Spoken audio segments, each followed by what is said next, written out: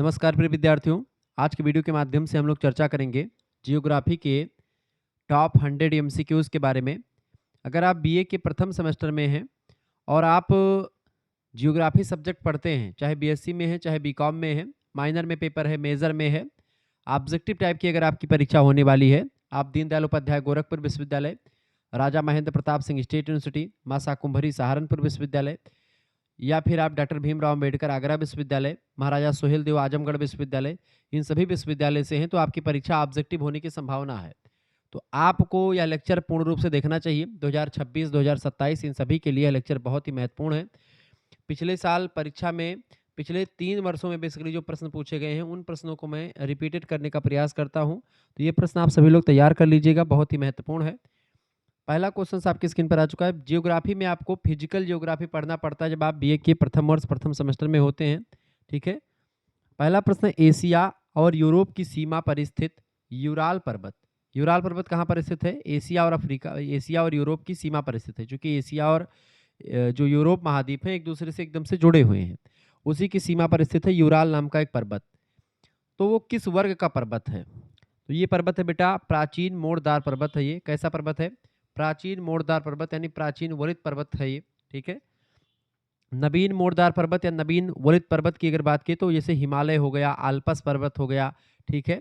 इसके अलावा आपका जो रॉकीज एंडीज पर्वतमाला है दक्षिणी अमेरिका और उत्तरी अमेरिका में, ये सब पर्वतमालाएं नवीन वलित पर्वत हैं। वलित माने होता है मोड़दार पर्वत।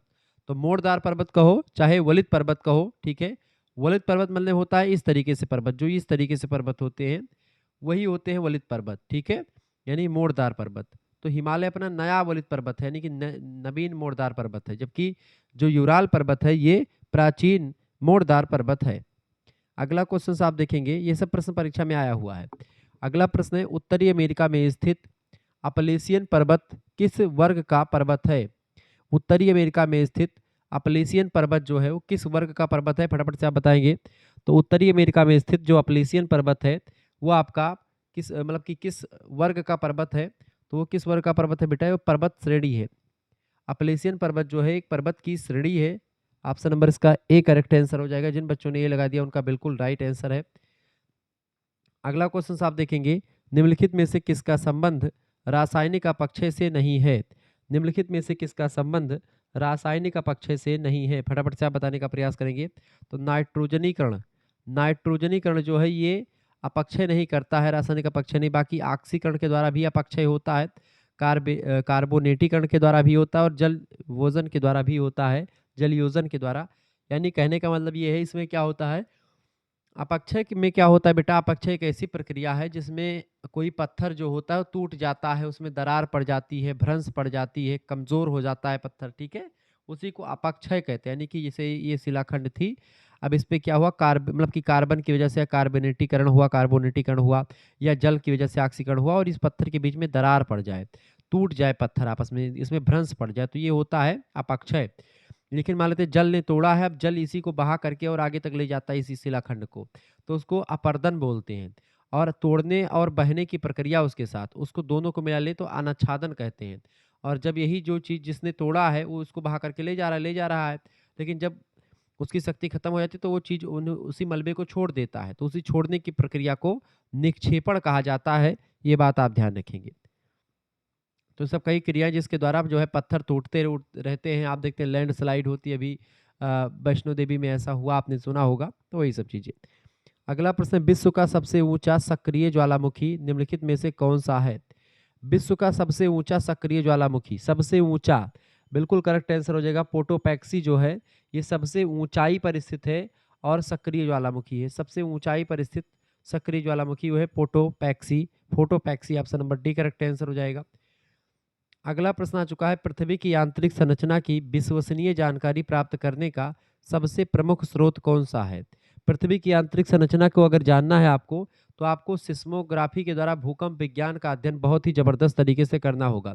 क्योंकि भूकंपीय तरंगे जो होती हैं, पी तरंगे हो गई, एस तरंगे हो गई, ये सब तरंगे जो होती, कोई तरंग ठोस में जो है संचरण करती है, कोई तरंग द्रव में करती। तो इस तरीके से ये तरंगे जो होती हैं, उनके द्वारा जब ये तरंगे आपस में देखी जाती, कहाँ कहाँ पर लुप्त हुई, कहाँ-कहाँ पर देखिए तो पृथ्वी की आंतरिक संरचना के बारे में पता चल जाता है कि भाई हाँ, कहाँ पर ठोस है पृथ्वी के अंदर, कहाँ पर द्रव है, कहाँ पर मैग्मा है, कहाँ पर क्या है, वो तरंगों के आधार पर हम जान पाते हैं। ऑप्शन नंबर इसका ए करेक्ट आंसर होगा।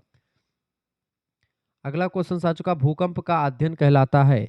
भूकंप के अध्ययन को क्या बोला जाता है बेटा? बिल्कुल राइट आंसर आप सभी लोग लगा रहे हैं, सिस्मोलॉजी कहा जाता है।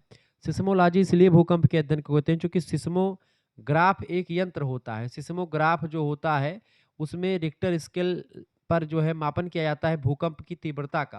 तो भूकंप की तीव्रता मापने वाला यंत्र का नाम है सिस्मोग्राफ। इसीलिए भूकंप के अध्ययन करने वाले विज्ञान को सिस्मोलॉजी कहा जाता है। लॉजी माने ये लोगस शब्द से बना हुआ लॉजी। लॉजी माने शास्त्र विज्ञान, सिस्मो यानी सिस्मो के द्वारा यानी सिस्मोग्राफ के द्वारा अध्ययन किया जाता है। और उसमें किस स्केल पर नापते हैं तो स्केल होता है आपका रिक्टर पैमाना या रिक्टर स्केल। अगला क्वेश्चन आ चुका, संपीडन बल से निर्मित भ्रंश। संपीडन बल से निर्मित भ्रंश कौन सा है? संपीडन बल से निर्मित भ्रंश कौन सा है? देखिए व्युत्क्रम भ्रंश जो होता है बेटा ये संपीडन बल से निर्मित होता है, व्युत्पन्न भ्रंश। ऑप्शन नंबर इसका सी करेक्ट आंसर हो जाएगा। अगला क्वेश्चन आप देखेंगे, प्रश्न है पृथ्वी की सतह का वह भाग जहां पर सर्वप्रथम भूकंपीय तरंगों का अनुभव होता है।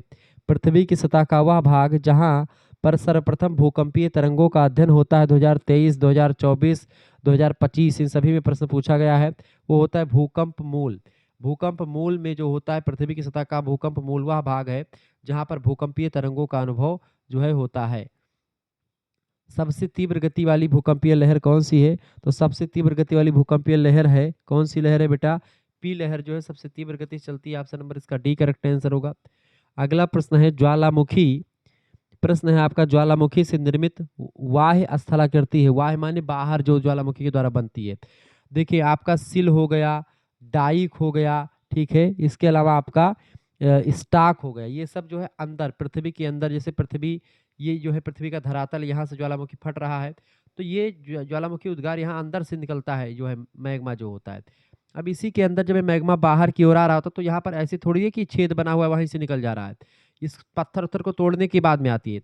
तो कुछ मैग्मा ऐसे से इधर फैल गया सीधे रेखा में, कुछ इधर सीधे फैल गया, ऊपर नहीं जा पाया, तो उसके द्वारा पृथ्वी के आंतरिक भागों में सिल, डाइक, लेकोलिथ, फेकोलिथ ऐसे तमाम प्रकार के जो है वो बन जाता है, स्थलाकृति बन जाती है। ठीक है, लावा जो होता है बेटा, जब यही मैग्मा जो होता है पृथ्वी के अंदर का मैग्मा, जैसे पृथ्वी के ये अंदर अंदर जब तक पृथ्वी के अंदर है उसमें गैस व्याप्त है तब तक वो मैग्मा कहा जाता है। लेकिन यही मैग्मा जब जो है विस्फोट के साथ बाहर निकलता है और वो एक प्रकार से उससे गैसें बाहर निकल जाती है और फैलने लगता है चारों तरफ, तो उसी फैलने वाले जो है एक प्रकार से तरल पदार्थ को जो आग की भाप दहकता है और उससे गैसें बाहर निकल जाती हैं, तो गैसें बाहर निकलने के बाद में वो चीज़ें, वही चीज़ मैग्मा लावा बन जाता है। तो लावा पृथ्वी के ज्वालामुखी के द्वारा निकला मैग्मा जब पृथ्वी के बाहर आता है और उससे जो गैसें होती इसमें जो निकल जाती हैं, उसके बाद वाला जो प्रोडक्ट होता है उसको हम लावा कहते हैं, और जो पृथ्वी के अंदर है उसको मैग्मा कहते हैं जब तक वो पृथ्वी से बाहर नहीं आता है। ठीक है, ये बात ध्यान रखेंगे। और मान लेते पृथ्वी में खूब जब विशाल विस्फोट होता है तो इसी से क्या होता है, जिस गड्ढे से ज्वालामुखी का विस्फोट होता है, मैग्मा बाहर आता है जिस गड्ढे से, उस गड्ढे को क्या कहते हैं? उस गड्ढे को हम क्रेटर कहते हैं। क्या कहते हैं? याद रख लीजिए, क्रेटर। प्रश्न परीक्षा में पूछा था क्रेटर। क्रेटर क्या होता है? ये ज्वालामुखी के द्वारा निर्मित एक बाह्य स्थलाकृति क्रेटर है। ठीक है, और एक होती है कालडेरा। तो क्रेटर मान लेते हैं एक बार विस्फोट हुआ तो एक गड्ढा बन जाता है, उसी को क्रेटर कहते हैं। लेकिन जब इसी ज्वालामुखी में बार बार विस्फोट होता है तो यही गड्ढवा जो होता है क्रेटरवा, ये बहुत बड़ा हो जाता है भैया। ये क्रेटर कहते हैं कैसा हो जाता है? बहुत बड़ा क्रेटर हो जाता है, यानी कि बहुत बड़ा गड्ढा हो जाता है। तो बड़ा गड्ढा को कालडेरा कहा जाता है। कालडेरा भी एक बाहरी स्थलाकृति है ज्वालामुखी के द्वारा निर्मित। तो कालडेरा एक बहुत बड़ा एक प्रकार से गड्ढा, ठीक है, और क्रेटर माने छोटा गड्ढा जिससे ज्वालामुखी एक आध दो बार निकला हो। लेकिन कालडेरा से कई बार विस्फोट के दौरान ऐसा होता है। क्लियर? तो इस तरह की चीजें आपकी क्लियर हुई। तो क्रेटर क्या है, कालडेरा क्या, समझ में आ गया? अब यही कालडेरा क्रेटर में मान लेते हैं कि ज्वालामुखी क्रिया नहीं हुई बहुत दिनों तक, अब वो सूख जाता है पूरा सिस्टम। अब जब सूख जाता है बाबू, उसके बाद में क्या होता है? सूखने के बाद में बारिश हुई, और बारिश होने के बाद में उसी में क्या हो जाता है? उसी गड्ढे में पानी भर जाता है। बोलो भरता है कि नहीं भरता है? भरता है ना, आसपास के इलाकों में भी गड्ढे होंगे, उसमें उसमें भी पानी आपके भर जाते होंगे। तो जब पानी भर जाता है बाबू, तो पानी भरने के बाद में क्या होता है, पानी जब भर जाता है तो उसमें एक झील का निर्माण होता है। उसी झील को क्रेटर झील या काल्डेरा झील कहा जाता है। अगर क्रेटर में भर गया, छोटा गड्ढा है तो क्रेटर झील, बड़ा गड्ढा है तो काल्डेरा।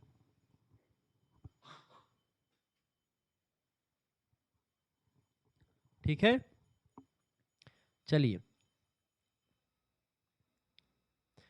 तो ज्वालामुखी, अच्छा, ज्वालामुखी उद्गार से निर्मित पदार्थ कौन सा है इनमें से? ज्वालामुखी से निर्मित पदार्थ जो होता है उसका क्या नाम है?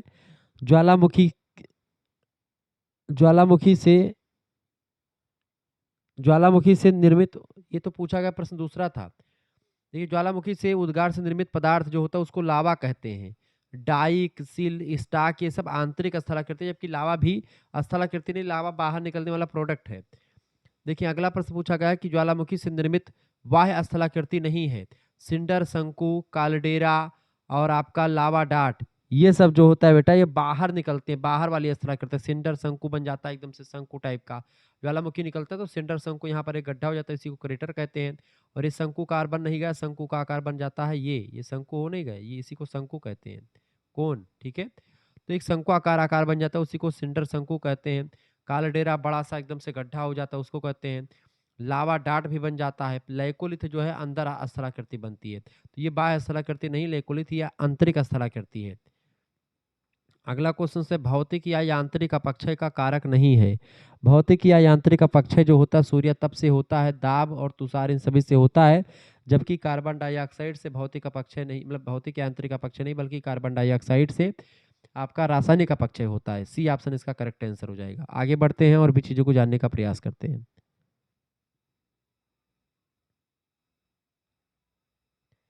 अगला प्रश्न आपकी स्क्रीन पर आ चुका, फटाफट से आप देखेंगे। नदी के अपर्दन कार्य से निर्मित स्थलाकृति है। नदी के अपर्दन कार्य से निर्मित स्थलाकृति को नदी वेदिका कहा जाता है। नदी वेदिका नदी के अपर्दन कार्य से निर्मित स्थलाकृति होती है। ठीक है, इसके अलावा जलोढ़ पंख, प्रतिबंध तंट और डेल्टा, ये सब नदी के जो है निक्षेपण के द्वारा जो है चीजें बनती हैं। अगला क्वेश्चन आ चुका है, नदी के जीर्ण अवस्था, जीर्ण माने होता है एकदम से पुरानी अवस्था में निर्मित निक्षेप जनित स्थल। निक्षेप माने होता है निक्षेप, निक्षेप माने मलबा। इन नदी अपने साथ तमाम मलबा कूड़ा करकट बहा करके लाती, पेड़ पालो पत्थर वत्थर सब बहा करके लाती है। तो जब उसकी नदी की जो वेग क्षमता होती है, जब वो कम हो जाती है तो वही चीज छोड़ने लगती हैं नदियां, उस चीज को नहीं बहा पाती, तो वो छूट जाता है, पानी पानी बह जाता है, लेकिन सामान जो है छूट जाता है। उसी सामान को निक्षेप कहते हैं, और सामान छोड़ने की प्रक्रिया को निक्षेपण कहा जाता है। और जब सामान छोड़ दिए थी वो, तो ऐसा नहीं कि 2-3 सामान लाए हुए, बहुत सामान लाती है नदियाँ, बहुत ज़्यादा चीज़ें लाती, बालू, मिट्टी, पत्थर, कंकड़, पेड़, पालो सब लेकर के आती हैं। ठीक है? तो उसको जब छोड़ देती तो उससे स्थलाकृति का निर्माण होता है, बहुत बड़े पैमाने पर, नदियाँ बहुत बड़ी-बड़ी होती हैं। तो उस समय जो है क्या बनता है? निक्षेप जनित स्थलाकृति जो होती है, जब जीर्ण अवस्था में होती है नदियाँ, तब तो एक पेनी प्लेन बनता है। ठीक है? जबकि डेल्टा का निर्माण भी स्थलाकृति के उसी से होता है। ठीक है? डेल्टा का निर्माण कैसे होता है? नदियाँ जो है एक प्रकार से बहुत ज़्यादा चीज़ लाती है और उसके मार्ग में बाधा उत्पन्न हो जाती है। वही उसके आसपास चीज़ें, छोटी सी नदी बह करके आ रही है, यहाँ पर उसका मलबा ज़्यादा हो गया तो यहाँ पर नदियाँ मलबा नहीं बहा पाई, तो मलबा यहीं पर छूट जाता है, नदियाँ कई धाराओं में छोटी छोटी बढ़ करके निकल जाती हैं इससे। तो ये बीच का स्थल वाला भाग बहुत ज़्यादा एक प्रकार से विशाल बन जाता है। जैसे सुंदरबन का डेल्टा दुनिया का सबसे बड़ा डेल्टा है। नदी विसर्प का हुए भैया, नदी विसर्प का मतलब होता है नदियाँ जैसे मान लेते हैं आ रही हैं बह करके, सामने कोई मलबा जो है रुक गया, मलबा रुक गया तो नदियाँ अपना मार्ग बदल ली, इस तरीके से आ गई बह करके, इस तरीके से निकल गई। सामने फिर कुछ पड़ा, फिर इसे बदल गई, इस तरीके से सर्प का आकार में ऐसे नदियाँ बहती चली जाती हैं। इसी को नदी विसर्प कहा जाता है। नदियाँ ऐसी इस तरीके एक सीधी रेखा में ना बह करके एक सांप की भांति इस तरीके से बहती रहती हैं, तो इसको नदी विसर्प कहते हैं। क्यों? क्योंकि मार्ग में कोई चीज़, कोई निक्षेप आ जाता है, कोई मलबा आ जाता है, कोई ऊंचाई आ जाती है, तो इससे नदियाँ उसको नहीं पार कर पाती, तो मार्ग अपना बदल लेती हैं। और इसके बीच में आप देख रहे हैं इस तरीके से एक कुछ कुछ एरिया खाली पड़ जा रही है। तो कभी कभी क्या होता है, ये एरिया जो खाली पड़ी है गोल गोल, नदी का पानी कभी कभी एक पतली झिर्री से इसी में आ जाता है, पतली झिर्री से, तो यहाँ पर पूरा एक भर जाता है, कोई गड्ढा उड्ढा रहता है तो उसमें गड्ढे में पानी भर जाता है, तो एक झील यहाँ पर बन जाती है। ठीक है? एक झील बन जाती है, इस झील को गोखुर झील कहते हैं, क्योंकि गऊ के खुर के समान होती है। देखिए एक इस तरीके गऊ का खुर नहीं बन गया, नदी विसर्प के द्वारा ही गोखुर झील का निर्माण भी हो जाता है। आगे देखते हैं, अगला प्रश्न है आपका बी आकार की घाटी। बी माने इस तरीके की घाटी जो होती है, एक होती है चोटी, एक होती है घाटी। देखिए अब ये पर्वत है, बोलित पर्वत, तो यहाँ पर एक ये इसको बोलते हैं चोटी, जो ऊपर होती है उसको चोटी और निचवा जो होती है उसी उसी को घाटी बोलते हैं। तो ये गड्ढवा को घाटी कहते हैं। तो ये देखिए बी आकार का बनना कि घ नहीं, अब इसी को ऐसे सेव कर दे तो यू आकार बन जाता है। बी आकार एकदम सीधी घाटी होती है, ठीक है, एकदम सीधी घाटी बी आकार की। तो वी आकार की घाटी का निर्माण नदी की किस अवस्था में होगा? तो वी आकार की घाटी का निर्माण नदी की जो है युवावस्था में होता है प्रायः। ऑप्शन नंबर इसका ए करेक्ट आंसर होगा। अगला प्रश्न, भूकंपों का देश किसे कहा जाता है? जापान को भूकंपों का देश कहा जाता है। ऑप्शन नंबर इसका ए करेक्ट आंसर होगा। अगला प्रश्न, निम्नलिखित में से कौन अन्य तीनों से भिन्न है? निम्नलिखित में से कौन अन्य तीनों से भिन्न है? फटाफट से आप बताने का प्रयास करेंगे। देखिए क्रिटेशियस, ट्रियासिक और जीरेसिक ये सब एक प्रकार से एक जैसे हैं, जबकि प्लीटोस्टीन युग जो है ये अलग तरीके का है। अगला क्वेश्चन आ चुका है, निम्नलिखित में से कौन सी लहरें तरल से होकर के नहीं गुजरती हैं? भूकंपीय लहरों में जो सेकेंडरी वेव्स होती हैं वो जो होती हैं वो तरल पदार्थ में नहीं जाती हैं। ऑप्शन नंबर इसका बी करेक्ट आंसर होगा। अगला क्वेश्चन है, बेगनर के अनुसार गोंडवाना लैंड में सम्मिलित था। बेगनर के अनुसार गोंडवाना लैंड में दक्षिण अमेरिका संकलित था, यूरोप, उत्तरी अमेरिका और एशिया, लारेशिया यानी कि अंगारा लैंड के पार्ट हैं। उत्तरी भारत, उत्तरी अमेरिका, यूरोप, एशिया महाद्वीप पूरा, ठीक है, ये सब आपको देखेंगे गोंडवाना लैंड का पार्ट है।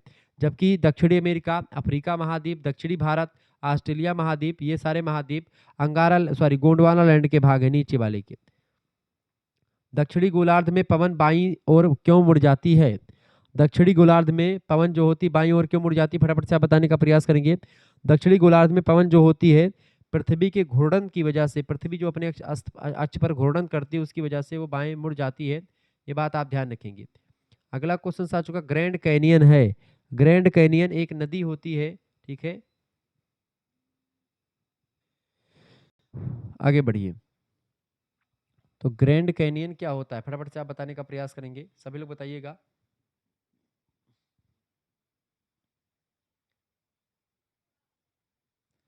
ग्रैंड कैनियन है, क्या होता है ग्रैंड कैनियन?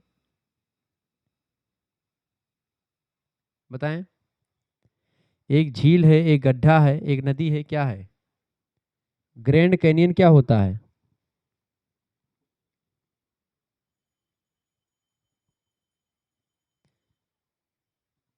बिल्कुल राइट आंसर आप सभी का आ रहा है। युद्ध स्थल तो होगा ही नहीं, गड्ढा तो होगा ही नहीं, झील या नदी में से क्या होता है?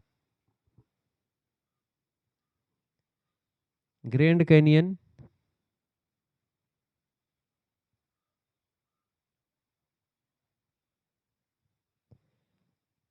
क्या है? एक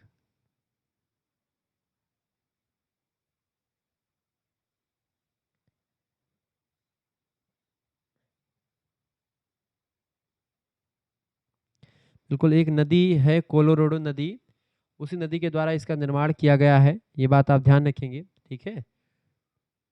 यही है ग्रैंड कैनियन, ये बात आप ध्यान रखेंगे। नदी अपरदन और प्लेट टेक्टोनिक गतियों के संयुक्त प्रभाव से धरती की संरचना में विशाल परिवर्तन हुआ, उसी का उदाहरण है ये ग्रैंड कैनियन। अगला क्वेश्चन आ चुका, भूकंप की कौन सी लहरें सबसे तीव्र होती हैं? भूकंप की कौन सी लहरें सबसे तीव्र होती हैं? तो वो होती हैं कौन सी लहरें बेटा? बिल्कुल राइट आंसर आपका है, प्राथमिक लहरें जो है सबसे तीव्र मानी जाती हैं, ए ऑप्शन करेक्ट आंसर हो जाएगा। पी लहरें जो होती हैं वो अनुदैर्ध्य लहरें भी उन्हीं को कहा जाता है।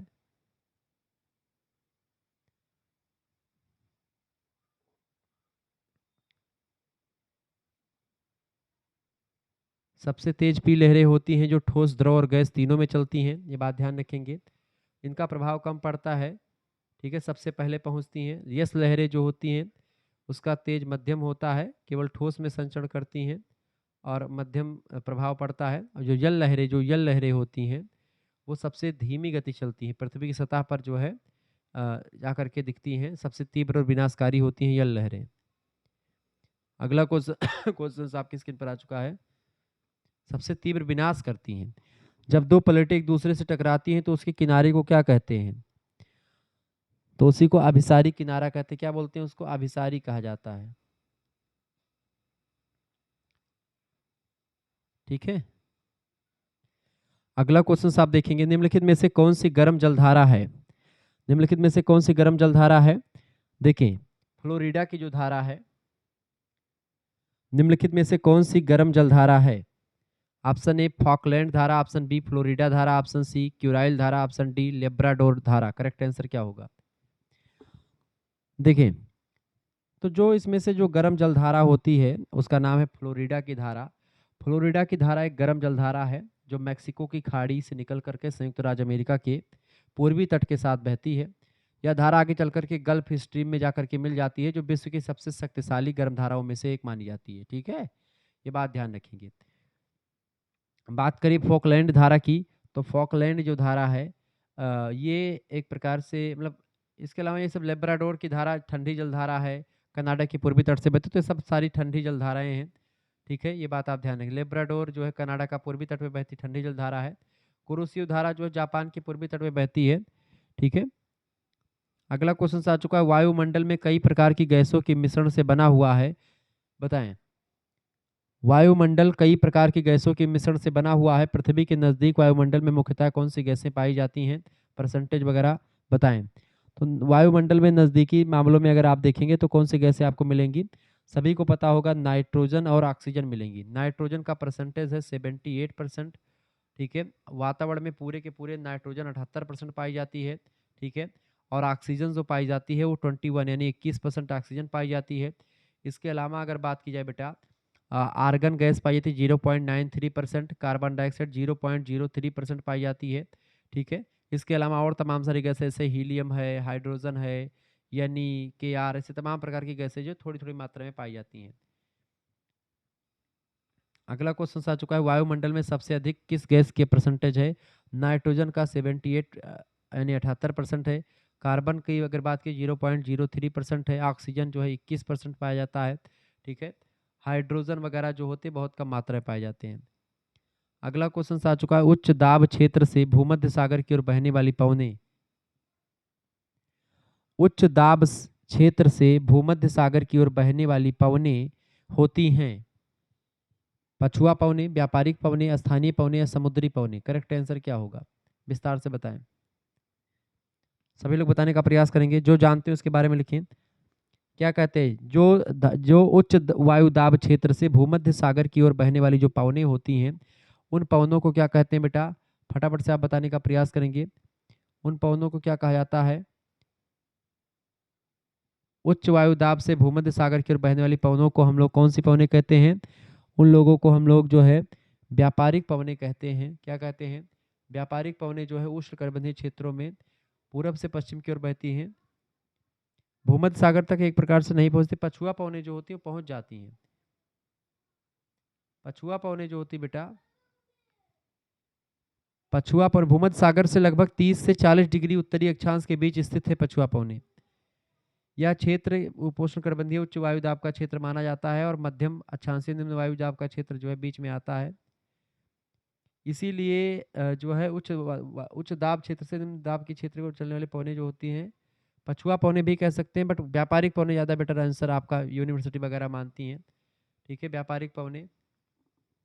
स्थानीय पवनों में जैसे क्या होती है? स्थानीय पवनों में जैसे लू है, फान है, मिसाल है, ये सब है। ठीक है, तो व्यापारिक पवनें ही लगाइए। अगला क्वेश्चन आ चुका है, निम्नलिखित में से कौन सी स्थानीय पवन हिमभक्षक के नाम से जानी जाती है?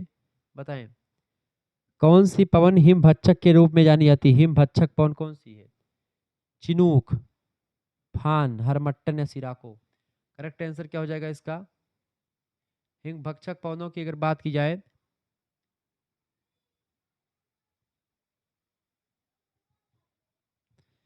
स्थानीय पवन जो है हिमभक्षक के रूप में जानी जाती है। हिमभक्षक, चिनूक को हिमभक्षक कहा जाता है। चिनूक जो है बिल्कुल हिमभक्षक की अगर बात की जाए, जैसे फान हो गया, चिनूक, फान भी हिमभक्षक में आती है, लेकिन सबसे इंपॉर्टेंट है आपका चिनूक। ठीक है, चिनूक की अगर बात की जाए तो ये रॉकी पर्वत कनाडा अमेरिका के आसपास स्थित है, वहीं से बहती है, गर्म और शुष्क हवा होती है। ठीक है, बर्फ पिघलना, फसलों के लिए लाभदायक होना, इसका प्रभाव पड़ता है इससे।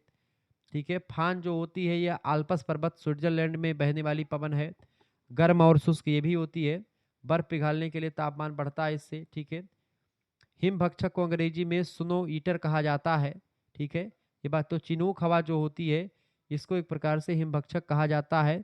इससे एक प्रकार से बर्फ जो होते हैं पिघल जाते हैं। ठीक है, इसीलिए इसको हिमभक्षक कहा जाता है। तो गर्म हवाओं से बेसिकली फान भी इस प्रकार की हवा है, लेकिन चिनूक ज़्यादा इंपॉर्टेंट है। प्रश्न चिनूक के लिए पूछा गया। अगला प्रश्न है, ओजोन परत अवस्थित है। ओजोन परत अवस्थित है कहाँ पर? फटाफट से आप बताएंगे। ओजोन परत आपका कहाँ पर स्थित है? ओजोन परत कहाँ पर स्थित है? बिल्कुल, कहाँ पर स्थित है बेटा? समताप मंडल में ओजोन परत स्थित है। कहाँ पर? समताप मंडल में 15 से 35 किलोमीटर की ऊंचाई पर ओजोन परत जो है पाई जाती है। सूर्य से आने वाली पराबैंगनी किरणों को रोकती है। अगर वो यहाँ तक पहुँच जाए किरणें तो जीव जंतु और मनुष्यों में त्वचा कैंसर, आँखों की बीमारी, फसलों को नुकसान, ये सब पहुँच सकता है। क्लोरोफ्लोरोकार्बन जो गैस होती है ये ओजोन परत को क्षरण करती है। क्लोरोफ्लोरोकार्बन जो होती है ये कहाँ से निकलती? फ्रिज, एसी, इन सभी से सीएफसी नाम की गैस निकलती है। बात आप ध्यान रखेंगे। ठीक है, सीएफसी गैस सबसे इंपॉर्टेंट है। बाकी और गैस जैसे हैलान गैस है, नाइट्रस ऑक्साइड है, ये सब गैसें भी नुकसान पहुंचाती हैं। ठीक है, इसलिए एक समझौता हुआ था इसको लेकर के, मॉन्ट्रियल प्रोटोकॉल 1987 में। तो ये जो है सीएफसी गैसों पर नियंत्रण रखने के लिए किया गया था। क्षोभ मंडल जो होता है बेटा, कौन सा मंडल है वायुमंडल में? देखिए, क्षोभ मंडल की अगर बात की जाए तो जीरो से लेकर के पृथ्वी की सतह से 12 किलोमीटर ऊंचाई तक क्षोभ मंडल स्थित है। जितने भी मौसम की घटनाएं होती हैं, पानी वानी बरसना, सब इसी 12 किलोमीटर के अंदर में हो जाता है। समताप मंडल की ऊंचाई 12 किलोमीटर से लेकर के 50 किलोमीटर जो है ऊंचाई तक जो है ये समताप मंडल होता है। यहाँ पर ओजोन परत पाई जाती है और यहाँ पर तापमान समान होता है। ठीक है, मध्य मंडल की बात की है तो 50 से लेकर के 80 किलोमीटर तक होता है। ठीक है, 50 से 80 तक कौन सा होता है? मध्य मंडल होता है। मध्य मंडल की विशेषता ये होती बाबू कि यहाँ पर जैसे उल्का पिंड उंड जो होते जलते आपको जो आपको तारा टूटता हुआ दिखता है तो वो सब आपको मध्य मंडल में दिखाई पड़ता है। ठीक है, इससे ऊपर होता है आयन मंडल। 80 किलोमीटर से लेकर के 400 किलोमीटर की ऊंचाई पर आप देखेंगे पृथ्वी से ऊपर तो आपको मिलेगा आयन मंडल। रेडियो तरंगों का परावर्तन यहीं से होता है। यहीं पर जितने भी सैटेलाइट होते हैं, फोन कॉल्स के सैटेलाइट हो गए या सभी चीज़ के सैटेलाइट वगैरह सब यहीं पर सेट किए जाते हैं। ठीक है, इसके अलावा अगर देखेंगे तो अगला होता है आपका बहिर्मंडल। बहिर्मंडल की बात की तो 400 किलोमीटर से ऊपर जो होती हैं, अंतरिक्ष में स्थित होती हैं, 400 किलोमीटर से ऊपर जो है उसी को बहिर्मंडल कहा जाता है। ये बात आप ध्यान रखेंगे। क्लियर? आगे देखते हैं, वायुमंडल में परिवर्तनशील गैस है। वायुमंडल में परिवर्तनशील गैस कौन सी है? जलवाष्प जो है परिवर्तनशील गैस होती है। ऑप्शन नंबर इसका बी करेक्ट आंसर हो जाएगा। अगला क्वेश्चन आ चुका है, धरातल से ऊंचाई पर जाने पर तापमान गिरने की दर को क्या कहते हैं? तो उसी धरातल से ऊंचाई पर जाने पर तापमान गिरने लगता है, इसी दर को हम सामान्य पतन दर कहते हैं तापमान की। Option number D correct answer होगा।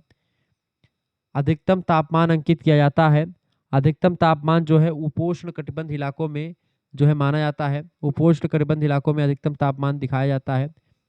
अगला प्रश्न आ चुका है, पृथ्वी पर वायुदाब की पेटियों की संख्या कितनी है? फटाफट से आप बताएंगे। पृथ्वी पर वायुदाब पेटियों की संख्या कितनी है? बताएं। पृथ्वी पर वायुदाब पेटियों की संख्या की जो है कितनी है? 7 संख्या है, यानी 7 जो है वायुदाब पेटियां हैं। कौन कौन सी? पहली है भूमध्य सागरीय, कौन सी पेटी बेटा? भूमध्यीय निम्न दाब वायु पेटी, जिसको आप 0 डिग्री अक्षांश कह सकते हैं, निम्न वायुदाब होता है। दूसरी होती है उपोष्ण कटिबंधीय उच्च वायुदाब पेटी। तीसरी है उप ध्रुवीय निम्न वायुदाब पेटी और यह ध्रुव ध्रुवीय उच्च वायुदाब पेटी, ये है। इसके अलावा आप देखेंगे भूमध्य रेखा पर एक पेटी निम्न वायुदाब की होती है। उपोष्ण उच्च वायुदाब में उत्तर दक्षिण में दो दो हो जाती हैं। कुल मिलाकर के आपके 7 वायुदाब पेटियां होती है। एक तो आपका उष्ण मतलब भूमध्य रेखा पर एक ही होती है, बाकी एक ऊपर होगी एक नीचे होगी। मैं आपको समझाने का अगर प्रयास करूं, जैसे एक वायुदाब पेटी तो यहीं पर होती है भूमध्य रेखा पर। ठीक है, ये वाली यहाँ पर एक ही हो गई। बाकी आप देखेंगे जो है आपका एक यहाँ पर होती है, एक यहाँ पर होती है और एक यहाँ पर होती है। 3 ऊपर हो जाती हैं और 3 ही नीचे हो जाती है उसी स्थान पर। तो 3 ऊपर 3 नीचे, 3 6 और एक ये वाली 7, कुल मिलाकर के 7 पेटी होती वायुदाब की। अगला प्रश्न आ चुका है, गर्म स्थानीय पवन है। गर्म स्थानीय पवन कौन सी है? गर्म स्थानीय पवन जो है लू लू चलती है, जो अब गर्मी के महीने में चलती है लू खूब, तो वही होती गर्म स्थानीय पवन। किस स्थानीय हवा को हिमभक्षक कहा जाता है? किस स्थानीय पवन को हिमभक्षक कहते हैं? तो चिनोक को हिमभक्षक कहा जाता है। चिनोक हो गई, फान हो गई, इन सभी को कहा जाता है। ठीक है, ध्यान रखेंगे।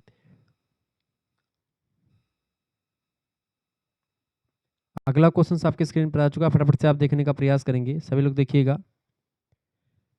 प्रश्न आपका क्या आ चुका है? भौतिक भूगोल की कितनी शाखाएं होती हैं? भौतिक भूगोल कितनी शाखाएं बेटा? भौतिक भूगोल की शाखाओं की अगर बात की जाए तो भौतिक भूगोल की 4 शाखाएं होती हैं। ठीक है, भू आकृति विज्ञान, जलवायु विज्ञान, समुद्र विज्ञान, जीव भूगोल, इस तरीके से तमाम शाखाएं हैं। अगला क्वेश्चन आपकी स्क्रीन पर आ चुका है। पृथ्वी की उत्पत्ति के संबंध में सर्वप्रथम तर्कपूर्ण परिकल्पना किसने प्रतिपादित की थी? तो फ्रांसीसी वैज्ञानिक कास्ते द बफन ने प्रतिपादित की थी। ऑप्शन नंबर इसका एक का करेक्ट आंसर हो जाएगा।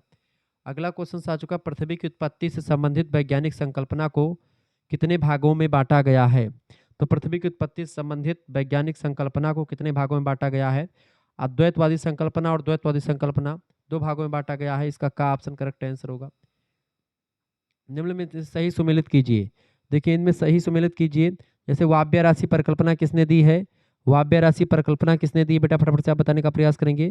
तो इसमें वाव्य राशि परिकल्पना इमैनुअल कांट ने दी है। निहारिका परिकल्पना के प्रतिपादक कौन है? सभी लोग बताने का प्रयास करेंगे। बताइए इसका करेक्ट आंसर क्या होगा? वाव्य राशि परिकल्पना के प्रतिपादक, निहारिका परिकल्पना के प्रतिपादक, ग्रहाणु परिकल्पना के प्रतिपादक और अंतर तारक धूल परिकल्पना के प्रतिपादक कौन है? तो इसका एक एक एक दो तीन चार सामने सामने सब दिया हुआ है। अंतर तारक धूल परिकल्पना ऑटो स्मिथ की है। ठीक है, वाव्य राशि परिकल्पना इमैनुअल कांट की है। ठीक है, इमैनुअल कांट की और लाप्लास की है। देखिए समझे इसको। वाव्य राशि परिकल्पना किसकी? इमैनुअल कांट और इनकी है। ठीक है, 8वीं शताब्दी में दिया गया है। इसमें कहा गया पृथ्वी और अन्य ग्रह सूर्य के चारों ओर घूमते हैं, गैसीय निहारिका से बने हैं। यह निहारिका धीरे धीरे ठंडी होकर के संघनित हुई है और घूमने लगी है, जिससे सूर्य केंद्र में रह गया और ग्रह इसके बाहर जो है चक्कर लगाने रह गए। ठीक है, इसलिए इसको परिकल्पना कहा जाता है, नेबुलर हाइपोथेसिस कहते हैं। इमैनुअल कांट और लाप्लास महोदय ने इसको प्रतिपादित किया था। और निहारिका परिकल्पना और वाव्य राशि परिकल्पना एक ही जैसी होती हैं। एक निहारिका परिकल्पना जो है चेम्बरलिन और मोल्टन ने भी किया है। ठीक है, ग्रहाणु परिकल्पना की बात की तो जेम्स जीन्स ने किया है।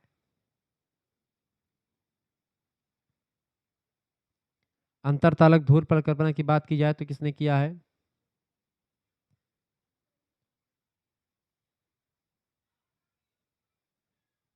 अलग अलग विद्वानों ने अपने अपने हिसाब से किया। तो राशि परिकल्पना, तो इस तरीके से आप यहाँ पर लगा दीजिएगा, यहाँ पर लगा हुआ, तो यहाँ पर कई विद्वानों ने अपने अपने हिसाब से इस चीजों को करा है। अगला क्वेश्चन से निम्नलिखित में से सुमेलित कीजिए। इनमें से युग्मन तारा परिकल्पना, इसको नोवा परिकल्पना कहते हैं, उसको किसने दिया है? लिटिलटन ने दिया है। ज्वारीय परिकल्पना जेम्स जीन्स की है। उल्का परिकल्पना लाकियर की है। और महाविस्फोट का सिद्धांत बिग बैंग थ्योरी जॉर्ज लेमेंत्रे ने दिया है। तो इसका भी आपका करेक्ट आंसर हो जाएगा का ऑप्शन, यानी कि यही सही है। अगला क्वेश्चन से पृथ्वी की उत्पत्ति हुई है लगभग, पृथ्वी की उत्पत्ति जो है ये 4.6 से लेकर के 5 अरब वर्ष पूर्व जो है पृथ्वी की उत्पत्ति मानी जाती है। इसका घा ऑप्शन करेक्ट आंसर होगा। पृथ्वी का आकार कैसा है? तो पृथ्वी का आकार जो है लक्षवाभ या गोलाभ है। ऑप्शन नंबर इसका घा करेक्ट आंसर होगा। सौर मंडल का मुखिया ग्रह कौन सा है? सूर्य सौर मंडल का मुखिया है। अगला प्रश्न, पृथ्वी से सूर्य की औसत दूरी। पृथ्वी से सूर्य की औसत दूरी लगभग में 14.98 करोड़ किलोमीटर के आसपास है। अगला प्रश्न है, सौर मंडल का सबसे बड़ा ग्रह। सौर मंडल का सबसे बड़ा ग्रह कौन सा है? बृहस्पति सौर मंडल का सबसे बड़ा ग्रह है। अगला क्वेश्चन, सूर्य के सबसे निकट ग्रह कौन सा है? सूर्य के सबसे सबसे निकट ग्रह बुध है। का ऑप्शन करेक्ट आंसर होगा। अगला प्रश्न है, हमारा सौर मंडल किस आकाश गंगा में स्थित है? मंदाकिनी दुग्ध मेखला मंदाकिनी में स्थित है। ऑप्शन नंबर का करेक्ट आंसर होगा। अगला प्रश्न, जेम्स जीन्स ने पृथ्वी की उत्पत्ति के संबंध में किस परिकल्पना का प्रतिपादन किया था? तो जेम्स जीन्स ने ज्वारीय परिकल्पना का प्रतिपादन किया था। जेम्स जीन्स ने क्या किया था? ज्वारीय परिकल्पना का प्रतिपादन किया था। ठीक है, या फिर उसी को ग्रहाणु परिकल्पना भी जेम्स जीन्स की परिकल्पना को कुछ लोग कहते हैं।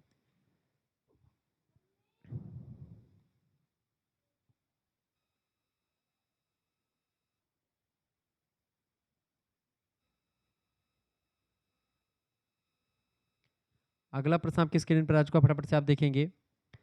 संसार का सर्वाधिक सक्रिय ज्वालामुखी, संसार का सक्रिय ज्वालामुखी कौन सा है? संसार का सर्वाधिक सक्रिय ज्वालामुखी कौन सा है? बिल्कुल करेक्ट आंसर क्या हो जाएगा इनमें से? देखिए इक्वाडोर जो है वो आपका फ्यूजियामा तो जापान में है, होलो द्वीप पर है। किलायु जो है ये सबसे ज़्यादा सक्रिय ज्वालामुखी है। संसार का सर्वाधिक कौन सा है? किलायु। मोनोलोवा भी है, हवाई द्वीप पर मोनोलोवा भी जो है लेकिन इसमें ऑप्शन में है नहीं, किलायु इसका करेक्ट आंसर हो जाएगा। सकरे, उथले और लंबे जलीय गहरे मतलब लंबे जलीय भाग को क्या कहते हैं? उसको भूसन्नति जियोसिंक्लाइन कहते हैं, जो गहरा गड्ढा होता है पृथ्वी में। भूसन्नति शब्द का प्रयोग सर्वप्रथम किसने किया था? तो प्रोफेसर डाना ने किया था। ऑप्शन नंबर का करेक्ट आंसर होगा। मेसोजोइक कल्प में भूसन्नतियों का विस्तार मतलब वितरण किसने दर्शाया है? मेसोजोइक कल्प में भूसन्नतियों का वितरण किसने दर्शाया है? तो प्रोफेसर हैग ने दर्शाया। ऑप्शन नंबर का करेक्ट आंसर होगा। दो स्थलखंडों के मध्य भूसन्नति का उदाहरण है। दो स्थलखंडों के मध्य भूसन्नति का उदाहरण को टेथीज सागर कहते हैं। टेथीज का ऑप्शन। बहुल भूसन्नति का उदाहरण है, बहुल भूसन्नति का उदाहरण है यूराल पर्वत। अगला प्रश्न, संकीर्ण और ऊंची पहाड़ियों के सिलसिले को क्या कहते हैं? संकीर्ण और ऊंची पहाड़ियों के सिलसिले को पर्वत कटक कहा जाता है। का ऑप्शन करेक्ट आंसर होगा। पर्वत शिखर कटक एवं घाटियों से युक्त विस्तृत पर्वत प्रदेश कहलाता है। तो पर्वत शिखर कटक एवं घाटियों से युक्त विस्तृत पर्वत प्रदेश जो होता है ये पर्वत श्रेणी कहलाता है। गा ऑप्शन करेक्ट आंसर होगा। मोड़दार पर्वत का उदाहरण है, मोड़दार पर्वत का उदाहरण है हिमालय, वलित पर्वत जिसको कहते हैं। अवशिष्ट पर्वत का उदाहरण कौन सा? अवशिष्ट पर्वत है अरावली पर्वत। गा ऑप्शन। अवशिष्ट माने मलबा पर्वत यानी घिसा पिटा पर्वत। उथले उठते व गिरते स्तंभ की धाराओं का समावेश किस विद्वान ने किया? उठते व गिरते स्तंभ की धाराओं का समावेश होम्स ने किया था। अगला क्वेश्चन से मध्य पिंड का समावेश किसने किया? कोबर महोदय ने किया। भूपटल का निर्माण जिन पदार्थों से हुआ उन्हें क्या कहते हैं? उनको चट्टान कहते हैं। गा ऑप्शन करेक्ट आंसर हो जाएगा। अगला प्रश्न, भूतल की प्रथम स्वरूपित चट्टान है। भूतल की प्रथम स्वरूपित चट्टान को आग्नेय चट्टान कहते हैं। इसका का ऑप्शन करेक्ट आंसर हो जाएगा। अगला क्वेश्चन आपके स्क्रीन पर आ चुका है। सौरिक वायुमंडल के सबसे बाहरी मंडल को क्या कहा जाता है? सबसे बाहरी मंडल को क्या कहा जाता है बेटा? उसको कहा जाता है कोरोना। ऑप्शन नंबर इसका घा करेक्ट आंसर होगा। पृथ्वी पर दिन और रात बराबर होते हैं। तो पृथ्वी पर दिन रात बराबर कब होते हैं? पृथ्वी पर दिन और रात कब बराबर होते हैं? किस डेट को बताइए? पृथ्वी पर दिन और रात बराबर कब होते, किस डेट को? 21 मार्च और 23 सितंबर को। 21 मार्च को जो है सबसे बड़ा, 21 मार्च और 23 सितंबर। बी ऑप्शन इसका बिल्कुल करेक्ट आंसर हो जाएगा। ठीक है, क्योंकि बसंत ऋतु आती है 21 मार्च में, आप देखते हैं दिन और रात लगभग समान होते 12-12 घंटे के। और शरद ऋतु में 23 सितंबर की डेट को अभी हुई है, दिन और रात बराबर होती है। अगला क्वेश्चन आ चुका है। सौरिक वायुमंडल के सबसे बाहरी मंडल को क्या कहते हैं? उस सबसे बाहरी मंडल को कोरोना कहा जाता है। अगला प्रश्न मिलीबार इकाई है। मिलीबार किसकी इकाई है? मिलीबार वायु दाब मापने की इकाई है। गा ऑप्शन। वायु दाब मापने के यंत्र को क्या कहते हैं? वायु दाब मापने के यंत्र को बैरोमीटर के द्वारा वायु का दाब मापा जाता है। अगला क्वेश्चन आपके स्क्रीन पर आ चुका है। पृथ्वी की सतह पर प्रतिवर्ग सेंटीमीटर वायु का दाब है। पृथ्वी की सतह पर प्रतिवर्ग सेंटीमीटर वायु का दबाव जो है 2.7 किलोग्राम है। खा ऑप्शन करेक्ट आंसर होगा। पृथ्वी पर वायु दाब की पेटियों की संख्या कितनी है? 7 पेटियां हैं। ऑप्शन नंबर इसका गा करेक्ट आंसर होगा। स्थानीय पवन है इनमें से कौन सी? स्थानीय जो पवन है वो पछुआ पवने स्थानीय पवने होती हैं। का ऑप्शन। मिस्ट्रल एक है। मिस्ट्रल क्या होती है? मिस्ट्रल जो है ठंडी जलधारा है, सॉरी ठंडी एक जो वायुधारा है दक्षिणी फ्रांस के आसपास बहती है, एक स्थानीय पवन है। गा ऑप्शन करेक्ट आंसर होगा। भारत निम्न प्रभाव के में आता है, मानसूनी पवनों के प्रभाव में आता है। भारत में मानसून आता है। खा ऑप्शन करेक्ट आंसर होगा। वायु दाब दर्शाया जाता है, वायु दाब जो है समदाब रेखाओं पर दर्शाया जाता है। खा ऑप्शन करेक्ट आंसर होगा। तापमान अधिक होता है तो वायु दाब होता है, तापमान अधिक होता है तो वायु दाब जो होता है वो कम होता है। ऑप्शन नंबर इसका खा करेक्ट आंसर होगा। चीन में सर्वाधिक टाइफून किस महीने में आता है? चीन में सर्वाधिक टाइफून जो होता है वो जुलाई से नवंबर के महीने में आता है। इसका गा ऑप्शन करेक्ट आंसर होगा। अगला प्रश्न, जलवायु का उषांक बिंदु पर होता है। जलवायु का उषांक बिंदु जो होता है संघनन पर होता है। खा ऑप्शन करेक्ट आंसर होगा। अगला क्वेश्चन से संघनन का रूप नहीं है। संघनन का रूप देखिए, बादल वर्षा कोहरा संघनन का रूप है, तड़ित संघनन का रूप नहीं है। तो करेक्ट आंसर इसका यही हो जाएगा तड़ित। ऑप्शन नंबर इसका गा करेक्ट आंसर होगा। ठीक है, अगला क्वेश्चन आप लगे हाथ देख लीजिए। सर्वाधिक ऊंचाई पर स्थित है, सर्वाधिक ऊंचाई पर कौन स्थित है? जो है पक्षाभ मेघ सर्वाधिक ऊंचाई पर स्थित है। का ऑप्शन करेक्ट आंसर होगा। सर्वाधिक वर्षा करते हैं कौन से बादल? सर्वाधिक वर्षा कपासी बादल करते हैं। घा ऑप्शन करेक्ट आंसर होगा। पर्वतीय भागों में सर्वाधिक वर्षा होती है, पर्वतीय भागों में सर्वाधिक वर्षा जो होती है पवन भिमुख ढाल पे होती है, का ऑप्शन करेक्ट आंसर होगा। विषुवत रेखीय प्रदेशों में होती है, विषुवत रेखीय प्रदेशों में संवहनीय वर्षा होती है, खा ऑप्शन करेक्ट आंसर होगा।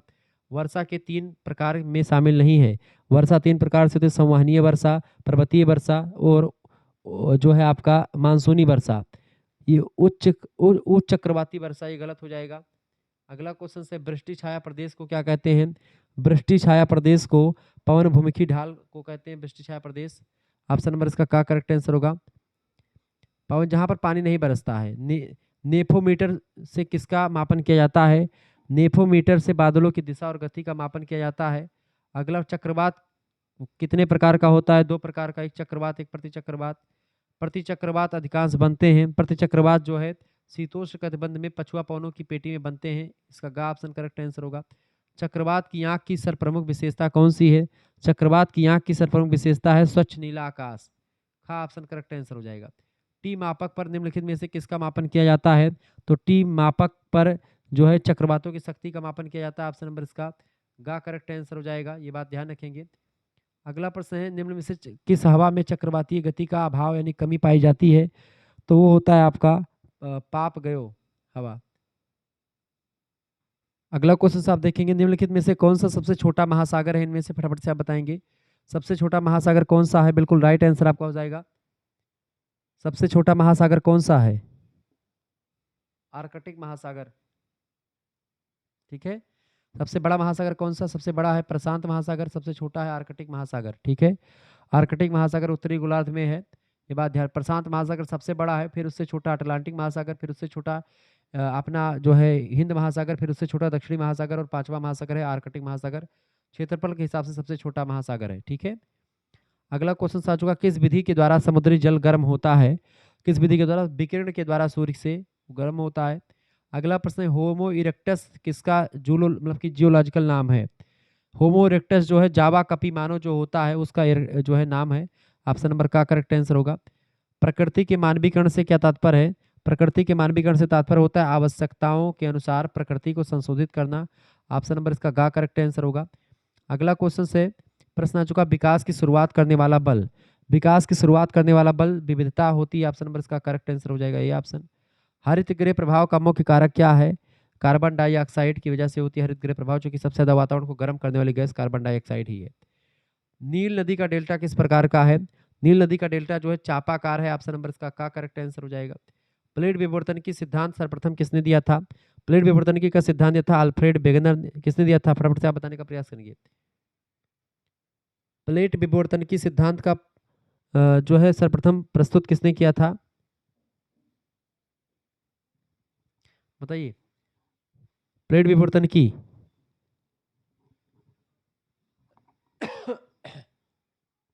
अल्फ्रेड वेगनर 1912 बिल्कुल करेक्ट आंसर। वेगनर ने महाद्वीपीय विस्थापन का सिद्धांत दिया, ठीक है, ये बात ध्यान रखेंगे। आगे देखते हैं, अगला क्वेश्चन आ चुका है, भूकंप की तीव्रता का मापन किसने किया? भूकंप की तीव्रता का मापन किसने किया? भूकंप की तीव्रता का मापन किया जाता है रिक्टर पैमाने पर, खा ऑप्शन। किस ग्रंथ के मतलब किसके द्वारा? सिस्मोग्राफ के द्वारा। किस महाद्वीप में एटलस पर्वत स्थित है? अफ्रीका महाद्वीप में एटलस पर्वत स्थित है, ये बात आप ध्यान रखेंगे।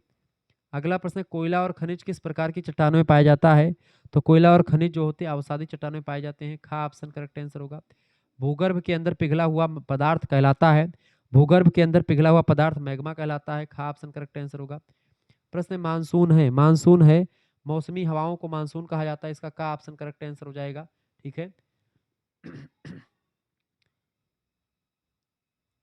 लोयस किस प्रकार का सेल है? बताएं। लोयस किस प्रकार का सेल है? फटाफट से आप बताने का प्रयास करेंगे। लोयस जो होता है अवसादी सेल होता है, इसका खा ऑप्शन करेक्ट आंसर हो जाएगा। प्रायद्वीपीय भारत में किस प्रकार की चट्टानें अधिक पाई जाती हैं? तो प्रायद्वीपीय भारत में आग्नेय चट्टानें अधिक पाई जाती हैं, का ऑप्शन करेक्ट आंसर होगा। इनमें से कौन अवसादी सेल नहीं है? खड़िया मिट्टी अवसादी सेल नहीं, बाकी बलुआ पत्थर, चूना पत्थर, स्लेट, ये सब अवसादी सेल हैं। कौन कायांतरित सेल का उदाहरण नहीं है? हीरा कायांतरित सेल का उदाहरण नहीं, बाकी संगमरमर, नीस और ग्रेनाइट ये सब कायांतरित है। कायांतरित माने होता है जो अपना आकार बदल देती है, अपना शरीर बदल देती है। भूगर्भ के अंदर पिघली हुई चट्टान कहलाती है, भूगर्भ के अंदर पिघली हुई चट्टान को क्या कहते हैं? फटाफट से आप बताने का प्रयास करेंगे। भूगर्भ के अंदर पिघली हुई चट्टान को मैग्मा कहा जाता है, इसका खा ऑप्शन करेक्ट आंसर हो जाएगा। क्या बोलेंगे उसको? मैग्मा बोलेंगे। अगला क्वेश्चन आ चुका है, तापमान के परिवर्तन से चट्टानें भी की टूट फूट की जो है तापमान के परिवर्तन से चट्टानों की टूट-फूट की जो कि किसी भौतिक अपक्षय के द्वारा होता है। खा ऑप्शन करेक्ट आंसर होगा। जल अपघटन के कारण हुआ अपक्षय कहलाता है। जल अपघटन के कारण हुआ जो है अपक्षय भौतिक अपक्षय कहलाता है। अगला प्रश्न, ऑक्सीकरण के द्वारा चट्टानों की टूट-फूट की प्रक्रिया क्या कहलाती है? इसको बोलते हैं रासायनिक अपक्षय। ऑप्शन नंबर इसका खा करेक्ट आंसर हो जाएगा। अगला प्रश्न, जीव-जंतुओं के द्वारा चट्टानों तोड़-फोड़ की प्रक्रिया क्या कहलाती है? तो कहलाती है जैविक अपक्षय की प्रक्रिया कहलाती है। अगला प्रश्न, निम्नलिखित में से कौन सा रासायनिक अपक्षय नहीं है? रासायनिक अपक्षय कौन सा नहीं है? हिमीकृत रासायनिक अपक्षय नहीं, गा ऑप्शन करेक्ट आंसर होगा। निम्नलिखित में से कौन सम्मिलित नहीं है इनमें से? देखिए अपरदन, प्याज, ये गलत क्वेश्चन है, इसको हटा दीजिए। ये ध्यान रखेंगे, अगर आपको सभी का जो है पीडीएफ प्राप्त करना है, हमारे कोर्स में ज्वाइन होना है, हमारे पीडीएफ को नोट्स को प्राप्त करना है, प्रैक्टिस सेट तमाम सारे आपके ऑब्जेक्टिव टाइप के मिलेंगे, प्रैक्टिस सेट फिजिकल एजुकेशन के, ठीक है। 9161 93 60 62 इस नंबर पर आप व्हाट्सएप पर एसएमएस कर दीजिएगा।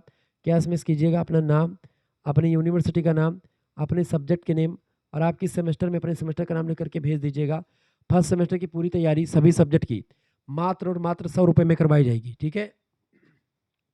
100 रुपये फीस कैसे जमा करनी है? आपके पास एक क्यूआर कोड स्कैनर भेजेंगे, उसी स्कैनर पर आपको 100 रुपये फीस जमा कर देनी है और आपको व्हाट्सएप ग्रुप से जोड़ा जाएगा। वहाँ पर आपको लाइव क्लास की link, PDF notes, model paper सब कुछ मिलेंगे और परीक्षा की तैयारी के लिए आपको विथ आंसर प्रैक्टिस सेट मिलने वाले हैं। पेपर साल फॉर्म में सब कुछ मिलने वाला है, तो कहीं पर भटकने की कोई ज़रूरत नहीं, सब कुछ आपको मिलेगा मात्र 100 रुपये फीस में। जिन बच्चों को जुड़ना है तुरंत एसएमएस करें व्हाट्सएप पर, तुरंत जुड़ जाए हमारे साथ। मिलते हैं फिर नेक्स्ट वीडियो में, तब तक के लिए जय हिंद, जय भारत। आप सभी का बहुत बहुत धन्यवाद।